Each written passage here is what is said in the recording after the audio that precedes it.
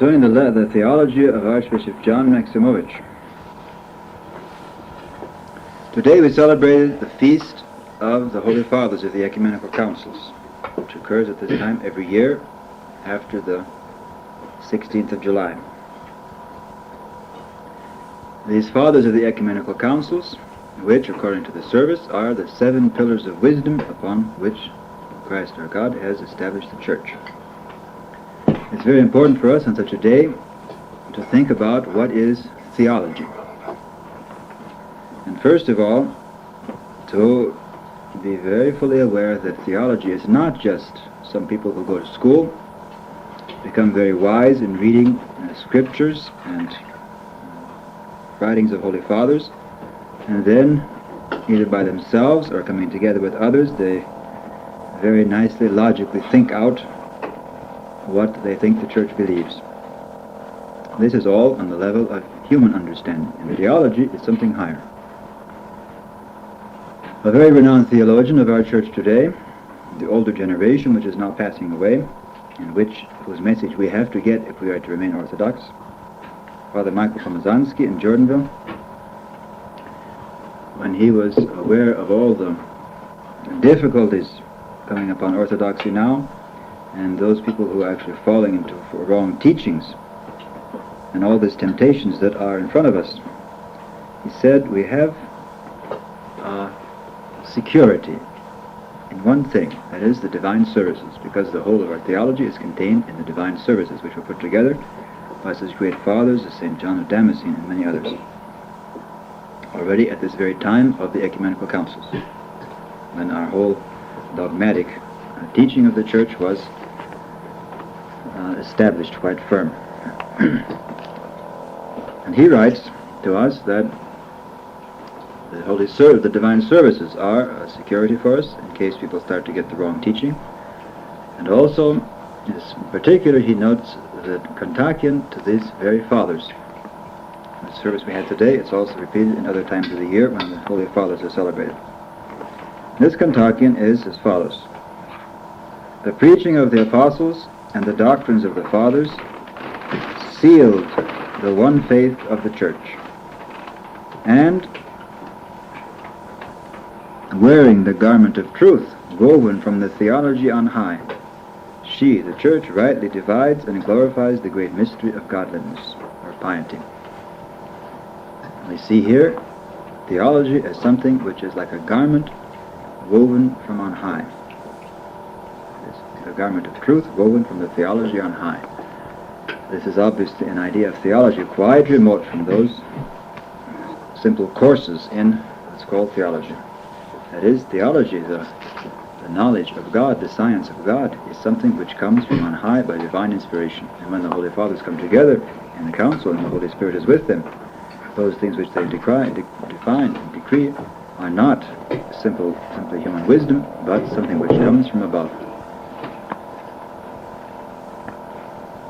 We have in our times, very close to us, someone who is a theologian precisely this way, Archbishop John Maximovich, who by God's grace was given to us in these latter times, and in whom we find many, many things which help us to be and remain true Orthodox Christians, even in the very difficult times ahead. We see him as a very holy man, an ascetic, the rule of prayer and of helping others and of not resting even, which is extremely high and inspiring. Even though we ourselves do not do that, we see in this a very inspiring example of how a Holy Father lives in our times. We continue to find many new treasures in him, aspects which have not been discussed too much before. And now, just as we come to this 10th anniversary of his death, which we celebrated just 10 years ago, just a month ago, it also happens that this is the very time when the 50th anniversary of his priesthood and his becoming a monk. So it's very appropriate that we should now find another treasure in him, which is the treasury of his theological writings, which up to now have been very little known. Even in Russian, we managed to gather together some of his writings, in fact quite a few, and we see that he indeed, although he was not openly glorified for being a great theologian. He's in fact a much greater theologian than many people who are glorified as being theologians. But he's a theologian precisely in the sense of the theology from on high, and not just school lessons, or academic as we call it. And from this we can find out something very important about how to be and remain conscious, true Orthodox Christians, and to hand down the riches of our Orthodox tradition, which is threatening to evaporate from the face of the earth. As for his theological background, he went, after he finished law school, when he was in Serbia, he went to the regular theological academy and he got what we would call a doctor's degree in theology. That is, he went through all the courses, and therefore he knows all about theological questions and problems and so forth. But in back of that, there's something even more important for a true theologian. And by true theologian, we mean someone who truly speaks the words of God and not just repeats what he sees in books. Namely, he was from a very pious family. He was himself extremely devout in his childhood. He had experience of Holy Russia before the Revolution. He went to monasteries. He venerated miracle-working icons. He had veneration for the saints and holy men. He read lives of saints. And the whole atmosphere, which in Russia was still possible for devout people, he absorbed. And that is why later on he became such a great theologian and such a holy man. Besides this, we see one person who very much inspired him, although not in the sense that we call nowadays influence. You can't sort of trace that he influenced this or that. But we see that he rather inspired him entirely to be in the church and to be a theologian. This person was Metropolitan Anthony Kropovitsky. He was the first head of the Russian Church abroad, a great hierarchy in the last days of the old Russia, and very important historical figure in the days both then and now. He was noted for his outspokenness, for being very bold, and not sort of being too polite when it came to matters of important things in the church. He was a very conscious fighter, as Metropolitan Anthony, for the best Orthodox traditions. He emphasized constantly back to the Holy Fathers, which of course Archbishop John absorbed very thoroughly, and also talked about Orthodox theology as being very closely bound up to spiritual and moral life,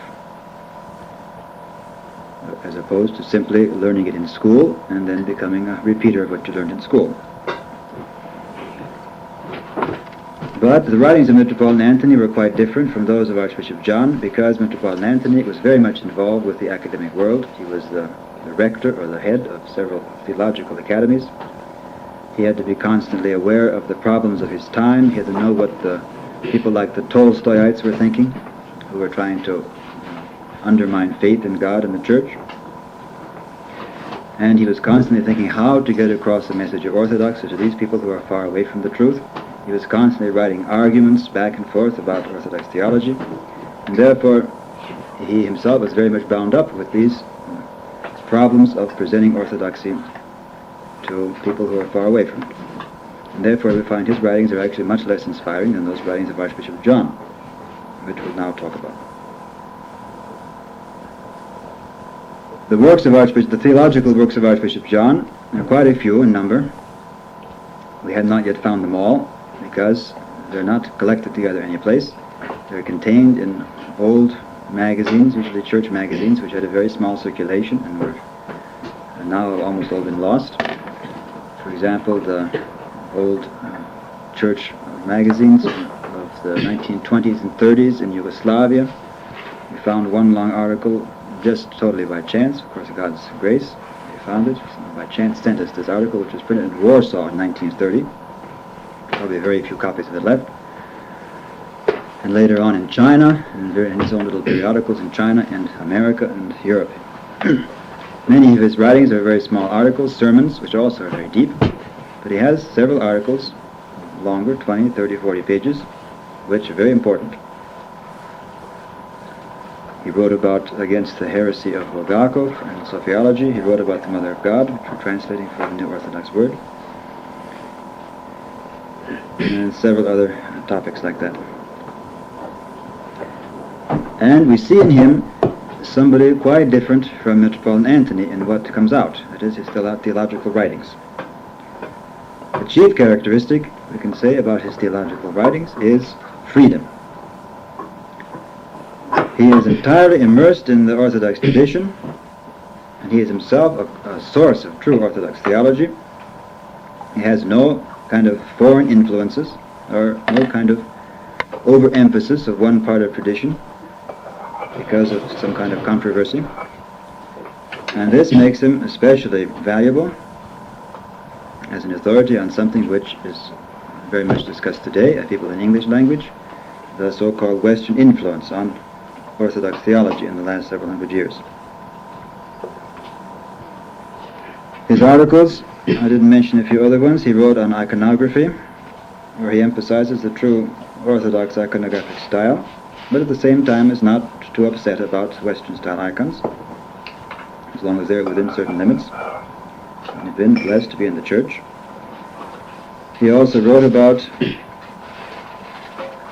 Holy Russia, the new martyrs, the church is the body of Christ, the meaning of the Russian diaspora, that is, the Russians in exile, the Orthodox monarchy. He talked also about one question: for what did Christ pray in the Garden of Gethsemane? And here we see how he was very expert in handling a subject that at that time was quite controversial, because his teacher, Metropolitan Anthony, had, in opposing what he called a scholastic interpretation of the payment made to an angry God, went himself a little too far in the opposite direction, and therefore he had an overemphasis upon the meaning of the prayer of Jesus Christ in the Garden of Gethsemane, as though this were the most important part of our redemption, and the cross somehow is underemphasized. This often happens when one is involved in polemics, that is, with arguments with other theologians.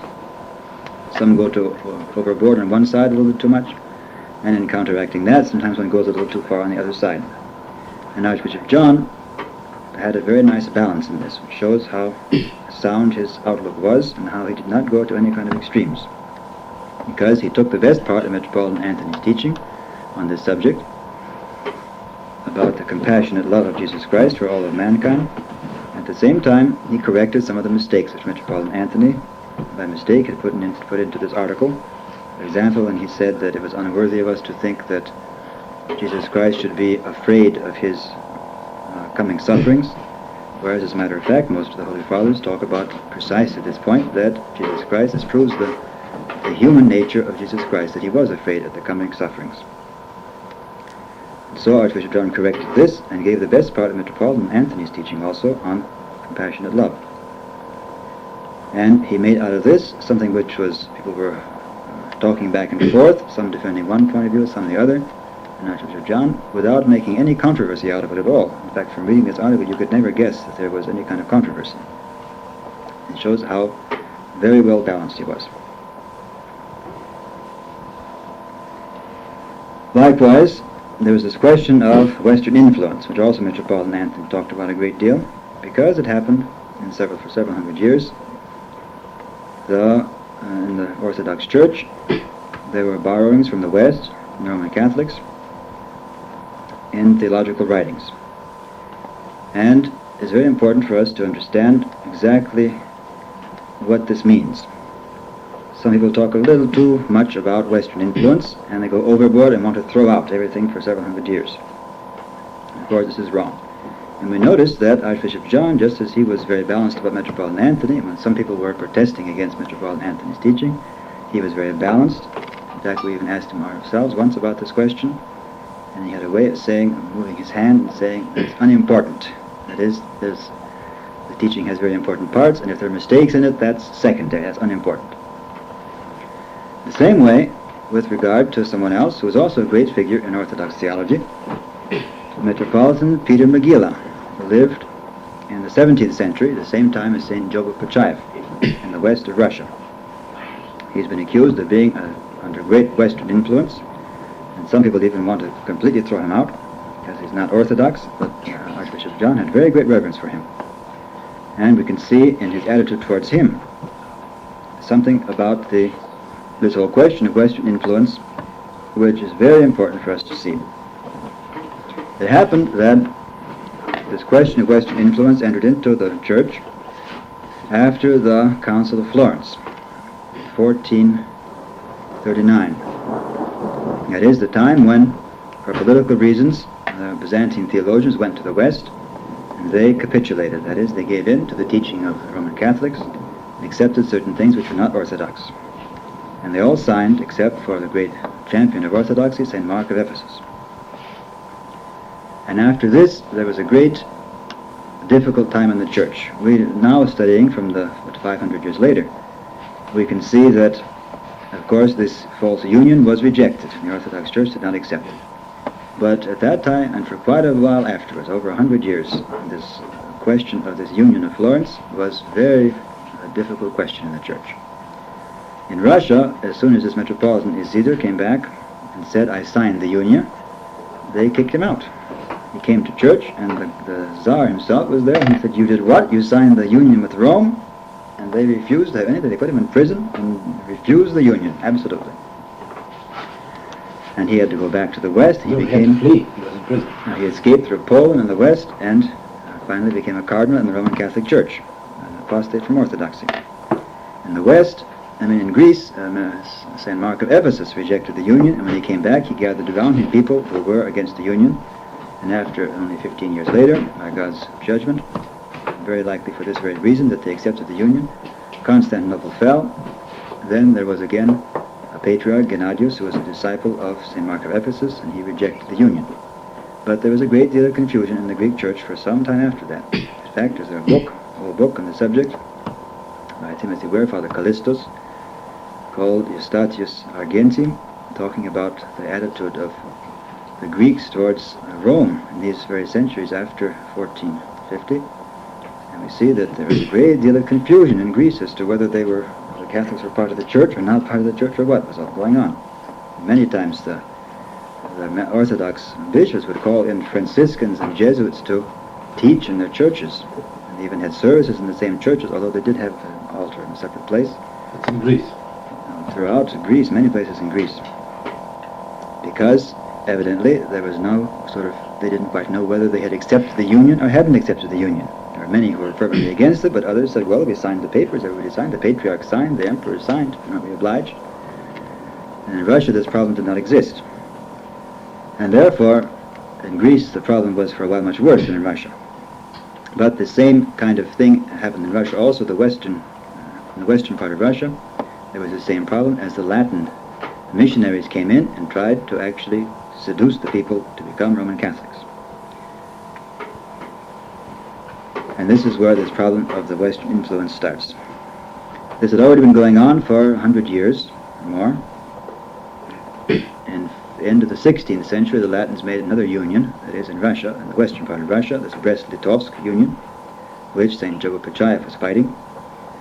And it was obvious that they were proceeding to take over the whole East. And they were making at the same time, they were using all these, in the confusion of the people in Greece, as to whether they were in union or not. They were using this as a chance to put their own missionaries, to settle their own bishops in the Greek cities, and to actually take over the whole East, beginning with Greece and going to Russia. And this time was a very critical time for Orthodoxy, because the great fathers knew that the Catholics had gone off on doctrine, they had fallen away from the church, and yet there was this propaganda to be part of the Latin Church. So the Pope was still the chief among the bishops. And at the same time, in the West, there was what we call today the Renaissance, this whole movement of learning, which of course to a large extent was a revival of ancient ideas, pagan ideas, but one can see that it was also a general, the whole meaning of Renaissance probably can be summed up as a continuation of the scholastic movement earlier in the West, namely an increase of worldly wisdom. That is, that thing which for the salvation of the soul is not necessary. Learning about nature, and this is when science became very important and began to have the importance it has today. when language was first studied, translations were made, ancient Greek and Latin classics were handed down, sort of revived from the oblivion because they were very little studied in the earlier centuries after the fall of Greece and Rome. And in general, the level of learning increased, that is, people became more aware of world history, of science, and of, in general, worldly wisdom. In itself, this is of no importance, this worldly wisdom. But once one enters into this, one gets a certain kind of attitude of mind which is not in itself hostile to salvation, but one has to understand it properly in order to find out how one can save one's soul if one has it. And as a matter of fact, in the 20th century, this movement of Western learning has now invaded the entire world. And everybody who comes to Orthodoxy today, with the possible exception of some tribes of Africans in Uganda and Kenya and so forth, is involved with this very question of knowing how you can save your soul once you've become worldly wise, become sophisticated, knowing about world history, knowing science, and all this worldly wisdom. And at this time, in Russia and in Greece both, the level of Orthodox education was in a very simple level. And there were people precisely like the Metropolitan Peter Magilla, who saw that with this wisdom, so-called wisdom, that is, this knowledge coming in from the West, let's say college-level education coming in from the West, that there's a very great danger ahead for Orthodoxy, because the ordinary Orthodox people were very simple.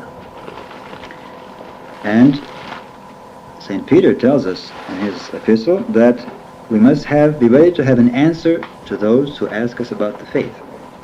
And it so happened that a simple person who believes Orthodoxy the way it's been handed down to him is not too able to have an answer when you have a very sly and sophisticated person coming to you, not necessarily with bad intentions either, but he comes and begins asking all kinds of questions about the faith. We even had an example in our little talk yesterday. We read in the lives of saints that a dragon came and began tempting the saint, like St. Marina yesterday and St. John the Much Suffering. What are we to think of this? You read this text to somebody who lives here in Latina or San Francisco or anybody in the modern world who is not totally raised in the spirit of Orthodox piety, and they will simply laugh at you. And you try to give an explanation. Well, there really were dragons. I said, oh, don't fool us. You're making up things. So this is superstition. You mean you really still believe that? And what do you answer to them? Or any children going to school. If the children reads at home a life of saint and he goes to school, the people will laugh him to death. You mean you read these silly stories, they'll say? The dragons appearing with big smoke, and St. Marina is actually, her hair is singed, and half swallowed, and St. John the Much Suffering, his beard was singed by the dragon, the fire coming out of his mouth. Well, how do you understand that? And St. Marina was in prison. How did the dragon get by the guard? How did he get into the locked door? What's going on? Is there such a thing as a dragon in the first place? And if you're very simple in your faith, you say, well, I believe it because that's what the Holy Fathers handed down to me. And they'll say, oh, yes, but the Holy Fathers, you have to correct them and gather them together and throw out things like that. And in fact, you look at the Roman Catholic Church today, and they do exactly that. They think that St. Nicholas doesn't even exist, or St. George doesn't exist. They throw them out because they say this is superstition. And therefore, with this Western learning coming, there is a danger that Orthodoxy can be so simple and primitive that it will not know how to answer, and therefore it will be only a small island of people who simply say, I believe because that's the way it has been handed down, and people who have had this education will not be able to believe. And therefore, we see that there is a need to understand what this Western learning is all about, so you can answer them on their own arguments and tell them exactly what's going on. And as a matter of fact, we do have arguments, those who have read the lives of the Fathers and believe them because the Holy Fathers handed them down, at the same time are gone through college and understand what goes on in the Western mind, because actually everybody today who's Orthodox has a Western mind. It's obvious there's nobody left, except maybe a few simple villagers someplace, that has this simple mentality. Most of Orthodox people today, whether in Greece, whether in the Soviet Union, whether in all those countries behind the Iron Curtain, or in the Near East, they all now are infected by this Western learning, and therefore we must have an answer on this level. And this is precisely what happened in Russia. There were very far-sighted people, like Metropolitan Peter Magilla, who saw that we cannot answer them unless we first learn what they know. And that is why, when he saw that he became metropolitan of Kiev, and he saw in Kiev there was very simple schools, Slavonic Greek schools, which were teaching simply the tradition as it's been handed down, without being able to answer these questions of these people who are learned in the Western sciences. And therefore he said, we must have a Latin school. And some people got horrified and said, this is foreign, this is outside of our tradition. And his answer was, no, we must learn what they know so we can answer them. And therefore he deliberately installed a Latin school. In the first century or more, the theological learning in Russia was compiled very largely in Latin language even, because all these books were in Latin. And, of course, there are dangers here. You have to be able to distinguish what is real orthodoxy and where the Latins are stuck in their own teaching. At that time, it's not quite as bad as it is today, because today the Latins have gone completely off. Then they still preserved quite a bit of what was from before the schism. And therefore, a person who has prudence and discernment can read these texts and find out where they are right, where they are wrong, and use them properly. There were some respects in which Metropolitan Peter used phrases which came straight from the Latins, which were not in the earlier fathers. And in a case like that, one doesn't have to get too upset. It so happens that the Orthodox tradition itself is the tradition of truth, and therefore this tradition itself corrects. Whenever any kind of statement becomes a little too much, a little bit off, the tradition itself corrects this. And so it happens that, for example, the Catechism of Metropolitan Peter, Magilla, was later corrected by a Greek theologian. Later on, it was even more corrected in Russia by Metropolitan Platon, and finally by Metropolitan Philaret of Moscow, the great hierarch, who was actually the leading one who abolished actually the study of, the teaching of theology in Latin. That was already at the beginning of 19th century, already 2 centuries later. And at that time already this Western learning had been assimilated, and therefore it was no longer necessary to be having everything in Latin. You had your own Russian books, and the level of education had raised very much, and people going to the Orthodox seminaries and theological academies knew just as much about all this Western learning as people in the West. And therefore it was time when we could stop learning things in Latin and begin to learn them in Russian. So that was his great function, was to say this time has passed when we had to depend so much upon this Western learning in their language. Let us now have it all in our language and make sure we purify it of anything which was not quite right. So all this learning was gradually the words which in themselves not particularly bad, but which were not precise according to the patristic vocabulary, were then thrown out. And today we have a state that orthodoxy, having gone through this Western learning, is able to answer people from the West on their own grounds. That is, we're just as sophisticated as they are, we're just as aware of all kinds of modern science and modern learning, and we will not be in the position of the simple villager who simply doesn't know what to say when you start criticizing dragons. On the contrary, now a person will read stories about dragons, and he will be very quick to find out what is the patristic teaching, how it is that the devil who is immaterial can singe the beard, because we know, according to St. Macarius the Great and other fathers, that the devil is not entirely immaterial, only God is immaterial, and the devils and angels have some kind of actual body, although it's very much more refined than our body. And that, of course, the case of these dragons that referred to St. Marina and St. John the Much Suffering were not some kind of beast, they were demons who can take forms in order to frighten ascetics. And we know that for various reasons, especially because when the saint made the sign of the cross or prayed, the dragon disappeared. It's obvious that's an apparition of the demons. Other cases, such as the dragon of St. George, it looks like it was a real dragon, some kind of real beast, which such beasts have existed. In fact, there are records of them. And even recently, 30 years ago in Monterey, one was dragged up on the beach, some kind of what we call a sea monster. Very unusual beast, which has not been identified up to this day. So one thing, when they're actual beasts that don't disappear when you make the sign of the cross, and you actually drag their body through the streets like St. George did, this woman. And of course there are many other respects in which we must know how to interpret what has been handed down by the Holy Fathers. And by knowing what is thought by the sophisticated people. Other cases, such as the dragon of St. George, it looks like it was a real dragon, some kind of real beast, which such beasts have existed. In fact, there are records of them. And even recently, 30 years ago in Monterey, one was dragged up on the beach, some kind of what we call a sea monster. Very unusual beast, which has not been identified up to this day. But that's one thing when they're actual beasts that don't disappear when you make the sign of the cross and you actually drag their body through the streets like St. George did, this woman. And of course there are many other respects in which we must know how to interpret what has been handed down by the Holy Fathers. And by knowing what is thought by the sophisticated people in the West, we can do this. So this is the actual position of someone like Metropolitan Peter Magilla, who, in spite of some expressions which later on were corrected and not accepted, is on the whole a very great father who handed down to us orthodoxy and who helped orthodoxy to defend itself against these heretics actually who tried to take away our orthodoxy from us and make us entirely in the influence of the Latin West and the worldly wisdom. So actually it's owing to someone like Peter Magilla that we are today able to fight against these Westerners on their own grounds.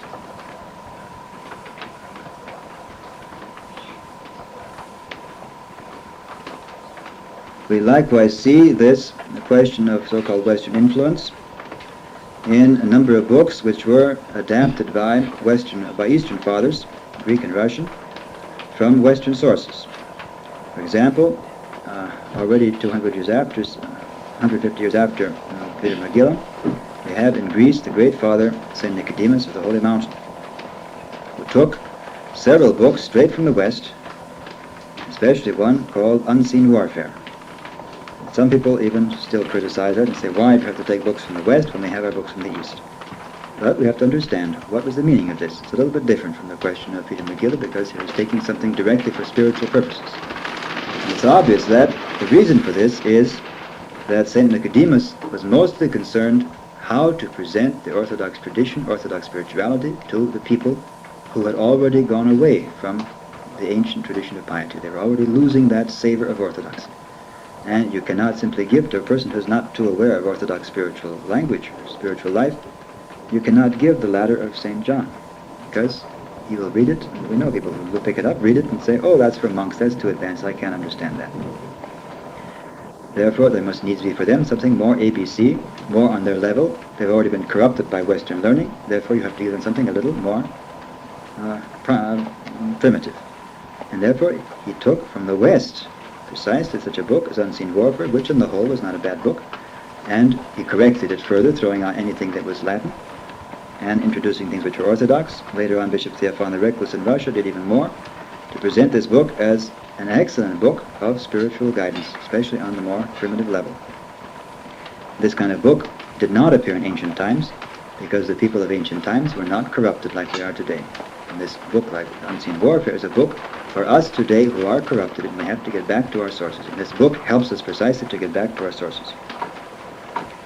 So this helps to put a more balanced picture into this whole question of Western influences. The same thing we can see, most likely, although the subject hasn't been investigated too much, we know that St. Macarius of Corinth, a friend of St. Nicodemus, wrote a book on frequent communion, on continual communion of the Holy Mysteries, because at that time, both in Greece and Russia, the custom had been introduced through carelessness in spiritual life of receiving communion very infrequently. That is, once a year or some kind of minimum like that. Of course, this is not very good. This is a very minimum of spiritual life. And we know that all our Holy Fathers at all times have encouraged the reception of more frequent Holy Communion. It doesn't necessarily mean all the time, every day or something like that, but more frequently than once a year. In fact, although it depends upon each spiritual father how often one is blessed to receive Holy Communion, it's certainly true that any priest nowadays who is concerned about encouraging spiritual life will encourage people to receive communion on all the great feasts several times during the fasts, and quite frequently. And it so happens that this whole idea of frequent communion arose in the West.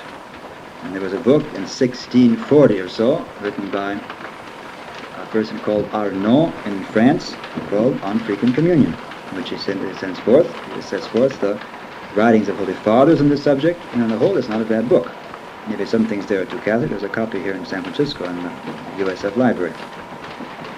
Maybe there are some things there which are purely Catholic spirituality, but there are quite a few chapters which are purely quotes from Holy Fathers about receiving Holy Communion. Another one in Spain, there was someone called Miguel de Molinos who wrote about frequent communion about the same time. And it's very likely, although we can't prove it right now, that St. Macarius read these books, one of them, and very likely he even translated whole chapters from this book of his. But for that reason, we do not need to get upset that we're taking a Western spiritual practice if we realize that they were adopting from the West something which can be important for us in our corrupted state, and therefore there's nothing wrong with it at all. In fact, this is what we call a true theological wisdom, and one is not afraid of something foreign just because it's foreign. But one can take that, having a higher wisdom which the Church gives, and adapt for one's own whatever is useful, and throw out what is not useful. And this kind of theological wisdom is precisely what we find in Archbishop John.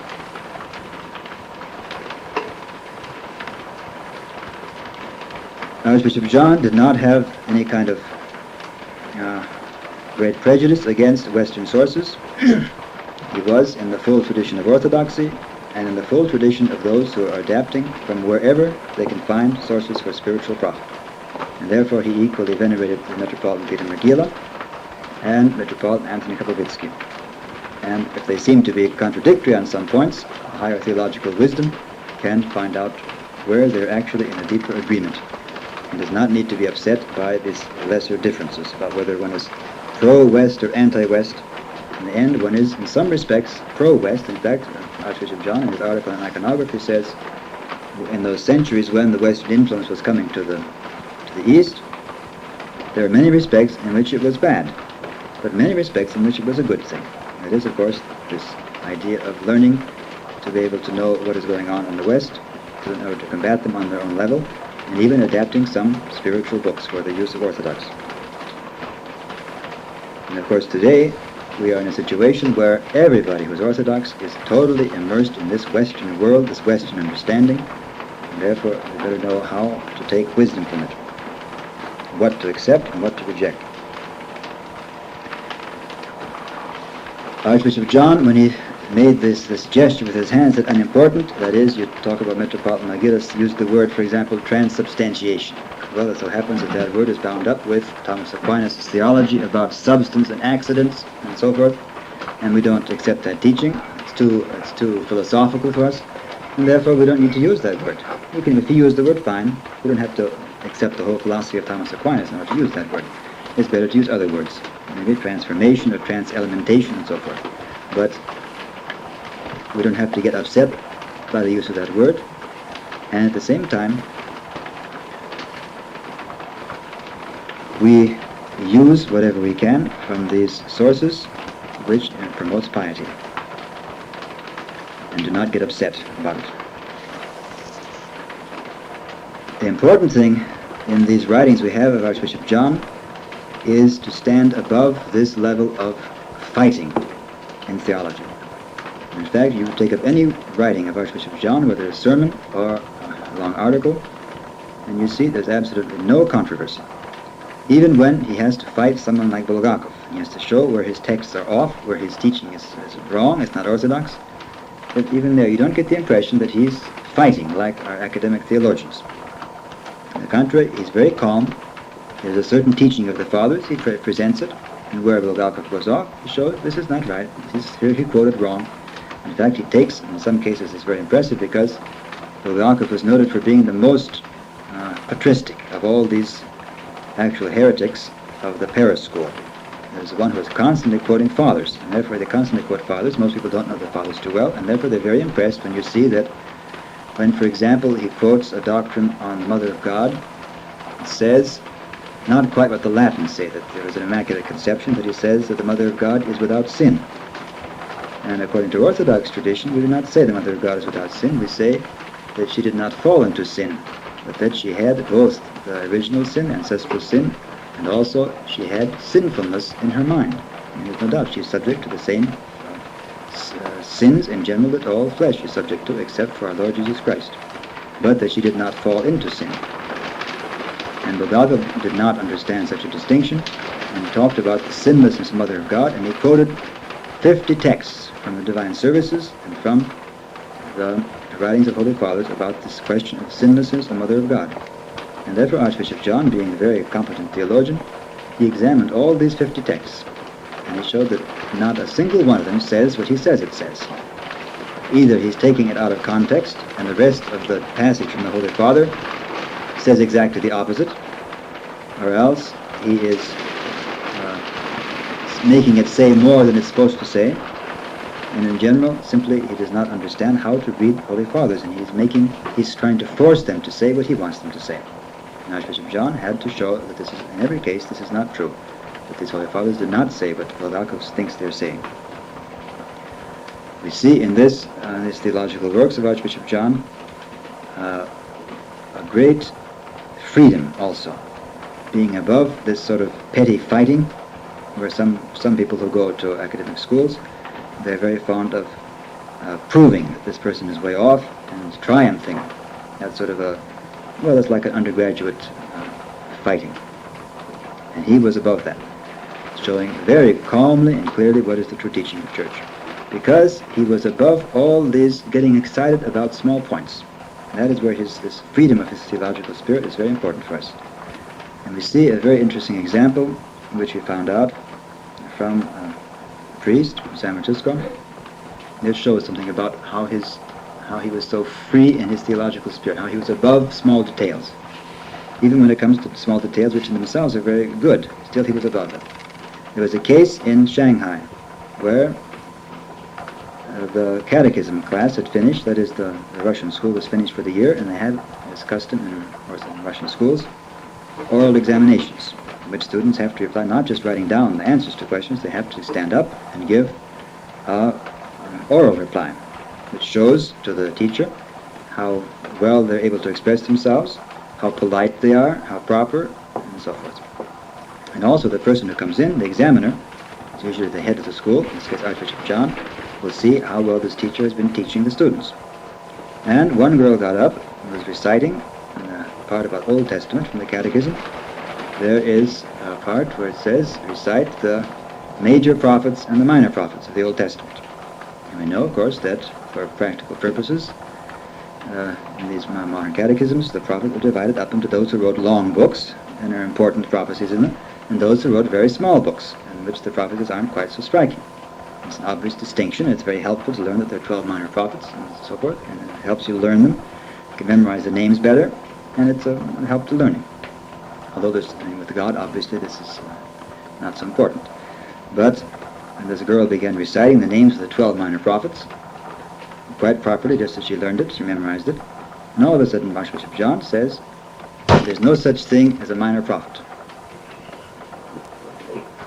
And of course, the poor girl was excited, and the teacher was insulted because he taught them all about the minor prophets and the major prophets. And why did Archbishop John say such a thing? Sort of deny what they've been learning. And we see it's because he was thinking, first of all, about how it is with God. Of course, with God, of course there are no minor prophets. Anyone who's a prophet sees the future. He's obviously a divine person. He's a saint. And therefore, it's true that there are some who prophesied less and some who prophesied more. But with God, they're all great, they're all major. And this point showed that John was above this sort of putting into categories. Although, of course, he accepted the fact that you learn who are minor and who are major. He calmed them down. After he explained, he calmed the girl down because he began to cry. But this very same thing shows, again, his balance, his sobriety, and his freedom. And the fact that for him theology was first of all what we read in this Kantakian.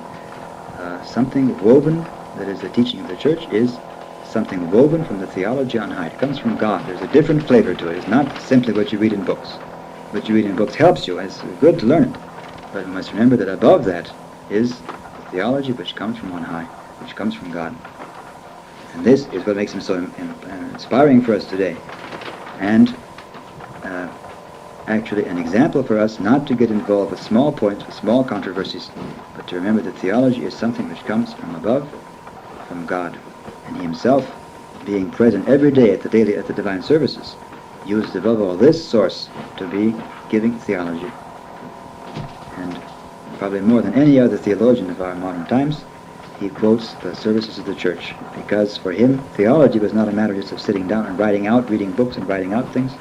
It was a matter, first of all, of absorbing the teaching of the Church in the services. And that is why it's precisely this attitude of controversy, of polemics, we call it, this is absent in his works. Even when he's proving what's right and what's wrong,